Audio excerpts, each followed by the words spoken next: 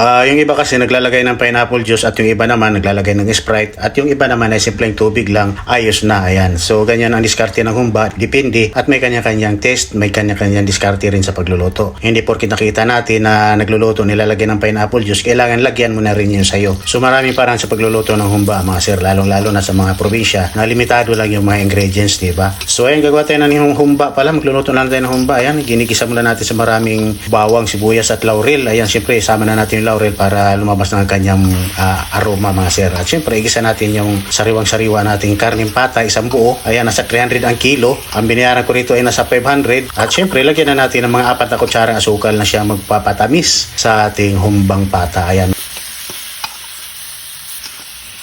Maraming pamintang buo, maraming pamintang durog, maraming bitsit para masarap. Ayan.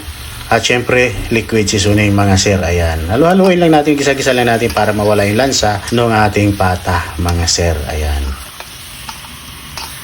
Siyempre, soy sauce, siguro mga 1/4 cup lang. Kunting suka lang mga sir. At siyempre yung bulaklak na saging na hindi nawawala. Lagyan natin. At siyempre yung pinakatatak niya yung black beans. Pwede rin yung iba nga, naglalagay pa ng star anise. Pero ayaw ko ng star anise. Gusto ko simple lang, tubig lang, ayos na. So ayan, pagkalipas nga ng ilang kulang-kulang isang oras na pagpapalambot ng ating pata, malambot na po ang ating pata humba mga sir, na talaga namang napakadali at napakasimpleng lutuin. At dahil sa sobrang sarap, minsan ito ay pinag-aawayan na rin mga sir. Ayan. So ayan, ganyan lang tayo simple kadali magluto ng humba, patang humba or patang liempo, patang laman ng baboy. So depende na po sa inyo, depende sa budget natin kung anong kaya nating bilhin. Ayan mga sir. So ayan, at sa mga nagtatanong nga pala doon sa ating itak, ayan, so ilalagay na lang po natin sa comment section kung gusto niyo umorder. Napakasarap, napakagandang itak, napaka quality. Ayan, salamat.